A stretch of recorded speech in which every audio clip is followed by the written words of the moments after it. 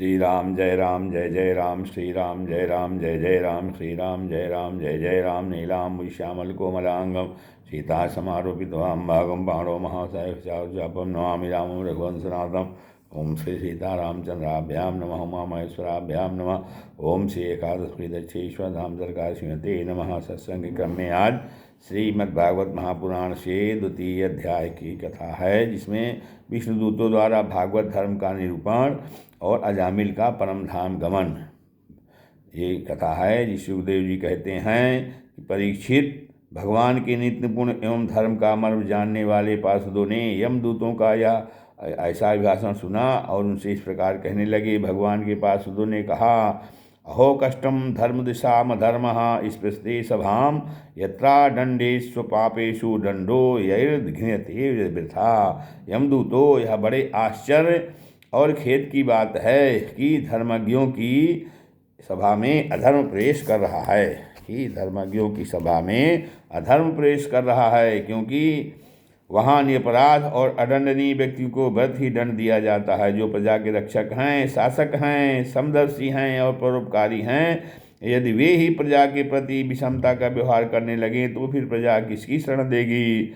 सत्पुरुष जैसा आचरण करते हैं, यद्यदाचरति सया निरतस् तत्तदीयते दीहते यत प्रमाणम कुरुते लोकस्तदनुवर्तते। सत्पुरुष जैसा आचरण करते हैं, साधारण लोग भी वैसा ही करते हैं। वे अपने आचरण के द्वारा जिस कर्म को धर्मानुकूल प्रमाणित कर देते हैं, लोग उसी का अनुकरण करने लगते हैं। साधारण लोग पशुओं के समान धर्म और धर्म का स्वरूप न जानकर किसी सत्पुरुष पर विश्वास कर लेते हैं, उसी गोद में सिर रखकर निर्भय और निश्चिंत सो जाते हैं। वही दयालु सत्पुरुष, जो प्राणियों का अत्यंत विश्वास पात्र है और जिसे मित्र भाव से अपना हित ऐसे समझकर उन्होंने आत्मसमर्पण कर दिया है, उन अज्ञानी जीवों के साथ कैसा विश्वासघात कर सकता है। यमदूतों, इसने कोटि जन्मों की पाप राशि का पूरा प्रायश्चित कर लिया है, क्योंकि इसने विवश होकर ही सही भगवान के परम कल्याणमय मोक्षप्रद नाम का उच्चारण तो किया है। अहम ही कित निर्विशो जन्म कोट्यः हसामपि यद व्याजहार विशो नाम स्वस्थेनम हरेः इति नैव ह्यघोनो अस्य कृतं स्याद् घनिष्ठकृतं यदा नारायणेति जगाद चतुरक्षरम्। श्वेतः सुरापो मित्रधुग् ब्रह्मा गुरुतल्पगः स्त्रीराजपितृगो हन्ता ये च पातकिनो अपरे सर्वेषामप्यवतामिदमेव सुनिष्कृतं नाम व्याहरणं विष्णोर्यतस्तद्विषया मतिः। न निष्कृतैरुदितैर्ब्रह्मवादिभिस्तथा विशुद्ध्यत्यघवान् व्रतादिभिः यथा हरेर्नाम पदैरुदाहृतैस्तदुत्तम श्लोक गुणोपलब्धकम्।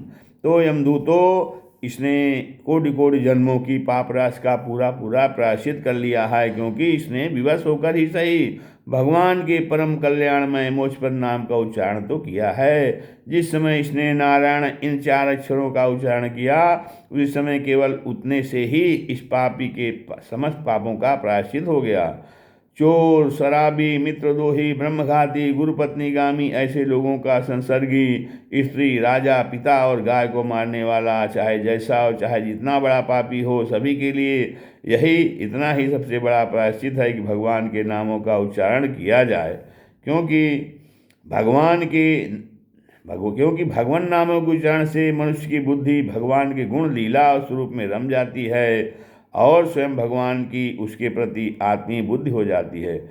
बड़े बड़े उग्रवाद ब्रह्मवादी ऋषियों ने पापों के बहुत से प्रायश्चित कृच्छ, चांद्रायण आदि व्रत बतलाए हैं, परंतु उन प्रायश्चितों से पापी की वैसी जड़ से शुद्धि नहीं होती जैसी भगवान के नामों का उनसे गुम्फित पदों का उच्चारण करने से होती है, क्योंकि वे नाम पवित्रकृत भगवान के गुणों का ज्ञान कराने वाले हैं। यद गोविंदे चक्रो से कृष्णा माम दूरवासिनम ऋण में तत्प्रद्धम में हृदयान्नाप सरपति। तो कहते हैं, मेरे दूर होने के कारण द्रौपदी ने जोर जोर से गोविंद इस प्रकार करुणकंदन करके मुझे पुकारा। वह ऋण मेरे ऊपर बढ़ गया और मेरे हृदय से उसका भार क्षण भर के लिए भी नहीं हटता है। फिर कहते हैं, यदि प्रायश्चित करने के बाद भी मन फिर से कुमार्ग में पाप की ओर दौड़े तो वह चरम सीमा का पूरा पूरा प्रायश्चित नहीं है। इसलिए जो लोग ऐसा प्रायश्चित करना चाहें कि जिससे पाप कर्मों और वासनाओं की जड़ उखड़ जाए, उन्हें भगवान के गुणों का ही गान करना चाहिए, क्योंकि उससे चित्त सर्वथा शुद्ध हो जाता है। इसलिए यमदूतों, तुम लोग अजामिल को मत ले जाओ। इतने सारे पापों का प्रायश्चित कर लिया, इसने सारे पापों का प्रायश्चित कर लिया है, क्योंकि इसने मरते समय भगवान के नाम का उच्चारण किया है। बड़े बड़े महात्मा पुरुष यह बात जानते हैं कि संकेत में, किसी दूसरे अभिप्राय से, परिहास में, तान अलापने में अथवा किसी की अवहेलना करने में भी यदि कोई भगवान के नामों का उच्चारण करता है तो उसके सारे पाप नष्ट हो जाते हैं। जो मनुष्य गिरते समय, पैर फिसलते समय, अंग भंग होते समय, और सांप के डसते, आग में जलते तथा चोट लगते समय भी व्यवस्था से हरि हरि कहकर भगवान के नाम को उच्चारण कर लेता है, वह यम यातना का पात्र नहीं रह जाता। सांकेत्यम परिहास्यम वा स्तोभम हेलनमेव वा वैकुंठ नाम ग्रहणम अशेषाघहरम विदुः पलतः स्खलितो भग्नः संदष्टस्तप्तो आहतः हरित्यवसेनाः पुमान्नार्हति यातनाम्। गुरूणां च लघूनां च गुण च लघूनि च प्रायश्चित्तानि पापानां ज्ञातोक्तानि महर्षिभिः। तो महर्षियों ने जानबूझकर बड़े पापों के लिए बड़े और छोटे पापों के लिए छोटे प्रायश्चित बतलाए हैं। इसमें संदेह नहीं कि उन तपस्या, दान, जप आदि स्त्रियों के द्वारा वे पाप नष्ट हो जाते हैं, परम उन पापों से मलिन हुआ उसका हृदय शुद्ध नहीं होता। भगवान के चरणों की सेवा भी शुद्ध हो जाता है। यमदूतों, जैसे जान या अनजान में ईंधन से अग्नि का स्पर्श हो जाए तो वह भस्म हो ही जाता है, वैसे ही जानबूझकर या अनजान में भगवान के नामों का संकीर्तन करने से मनुष्य के सारे पाप भस्म हो जाते हैं। जैसे कोई परम शक्तिशाली अमृत को उसका गुण न जानकर अनजान में पी ले तो भी वह अवश्य ही पीने वाले को अमर बना देता है, वैसे ही अनजान में उच्चारण करने पर भी भगवान का नाम अपना फल देकर ही रहता है। वह तो शक्ति श्रद्धा की अपेक्षा नहीं करती। श्री सुखदेव जी कहते हैं, राजन, इस प्रकार भगवान के पास उन्होंने भागवत धर्म का पूरा पूरा निर्णय सुना दिया और अजामिल को यमदूतों के पास से छुड़ाकर मृत्यु के मुख से बचा लिया। प्रिय परीक्षित, पार्षदों की यह बात सुनकर यमदूत यमराज के पास गए और उन्हें यह सारा वृत्तांत ज्यों का त्यों सुना दिया। अजामिल यमदूतों के फंदे से छूटकर निर्भय और स्वस्थ हो गया। उसने भगवान के पार्षदों के दर्शन जनित आनंद में मग्न होकर उन्हें सिर झुकाकर प्रणाम किया। निष्पाप परीक्षित, भगवान के पार्षदों ने देखा कि अजामिल कुछ कहना चाहता है, तब वे सहसा उसके सामने ही वहीं अंतर्धान हो गए। इस अवसर पर अजामिल ने भगवान के पार्षदों से विशुद्ध भागवत धर्म और यमदूतों के मुख से वेदोक्त सगुण प्रवृत्ति विषयक धर्म का श्रवण किया था। सर्वपापहारी भगवान की महिमा सुनने से अजामिल के हृदय में शीघ्र ही भक्ति का उदय हो गया। अब उसे अपने पापों को याद करके बड़ा प्रायश्चित होने लगा। अजामिल मन ही मन सोचने लगा, अरे मैं कैसा इंद्रियों का दास हूँ। मैंने एक दासी के गर्भ से पुत्र उत्पन्न करके अपना ब्राह्मणोत्व नष्ट कर दिया। यह बड़े दुख की बात है, धिक्कार है, मुझे बार बार धिक्कार है। मैं संतों के द्वारा निंदित हूँ, पापात्मा हूँ। मैंने अपने कुल में कलंक का टीका लगा दिया। हाय हाय, मैंने अपनी सती और अबोध पत्नी का परित्याग कर दिया और शराब पीने वाली उल्टा का संसर्ग किया। मैं कितना नीच हूँ। मेरे माँ बाप बूढ़े और तपस्वी थे, वे सर्वथा असहाय थे, उनकी सेवा शुश्रूषा करने वाला कोई नहीं था। मैंने उनका भी परित्याग कर दिया। ओह, मैं कितना कृतज्ञ हूँ। मैं अब अवश्य अत्यंत भयावने नरक में गिरूंगा, जिसमें गिरकर धर्मपत्नी धर्मघाती पापात्मा कामी पुरुष अनेकों प्रकार की यम यातना भोगते हैं। मैंने अभी जो अद्भुत दृश्य देखा, क्या यह स्वप्न है अथवा जागृत अवस्था का ही प्रत्यक्ष अनुभव है? अभी अभी जो हाथों में फंदा लेकर मुझे खींच रहे थे, वे कहाँ चले गए? अभी अभी वे मुझे अपने फंदों में फंसा कर पृथ्वी के नीचे ले जा रहे थे, परंतु चार अत्यंत सुंदर सिद्धों ने आकर मुझे छुड़ा लिया। वे अब कहाँ चले गए? यद्यपि मैं इस जन्म का महापापी हूँ, फिर भी मैंने पूर्व जन्मों में अवश्य सुकर्म किए होंगे, तभी तो मुझे इन श्रेष्ठ देवताओं के दर्शन हुए। उनकी स्मृति से मेरा हृदय अब भी आनंद से भर रहा है। मैं कुलटागामी और अत्यंत अपित्र हूँ। यदि पूर्व जन्म में मैंने पुण्य की होते तो मरने के समय मेरी जीभ भगवान के मनोमोहक नाम को उच्चारण कैसे कर पाती। कहाँ तो मैं महाकपटी, पापी, निर्लज, ब्रह्म तेज को नष्ट करने वाला था, कहाँ भगवान का परम मंगलमय नारायण नाम। सचमुच मैं तो कृतार्थ हो गया। अब मैं अपने मन, इंद्रिय और प्राणों को बस में करके ऐसा प्रयत्न करूँगा, फिर अपने को घोर अंधकार में नरक में न डालूँ। अज्ञानवश मैंने अपने को शरीर समझकर उसके लिए बड़ी बड़ी कामनाएं की और उनकी पूर्ति के लिए अनेकों कर्म किए। उन्हीं का फल है यह बंधन। अब मैं इसे काटकर समस्त प्राणियों के हित करूँगा, वासनाओं को वासनाओं को शांत कर दूंगा, सबसे मित्रता का व्यवहार करूंगा, दुखियों पर दया करूंगा और पूरे संयम के साथ रहूंगा।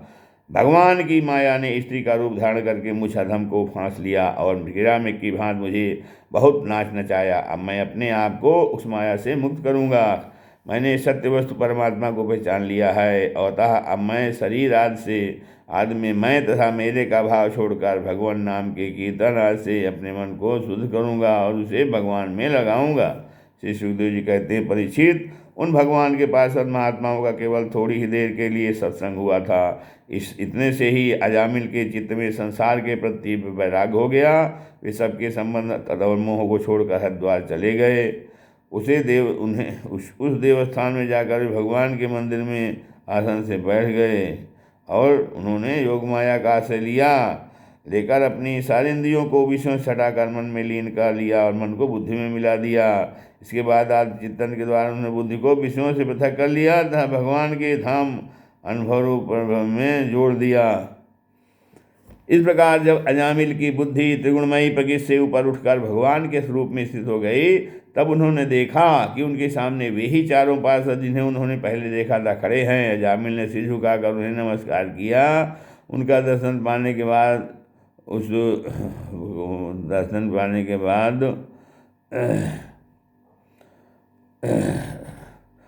उन्होंने उस तीर्थ स्थान में गंगा के तट पर अपना शरीर त्याग दिया और तत्काल भगवान के पार्षदों का स्वरूप प्राप्त कर लिया। अजामिल भगवान के पार्षदों के साथ स्वर्णमय सिंह विमान पर आरूढ़ होकर आकाश मार्ग से भगवान लक्ष्मीपति के निवास स्थान बैकुंठ को चले गए। परीक्षित, अजामिल ने दासी का सहवास करके सारा धर्म कर्म चौपट कर दिया था। वे अपने निंदित कर्म के कारण पतित हो गए थे। नियमों से च्युत हो जाने के कारण उन्हें नरक में गिराया गया था, परंतु भगवान के एक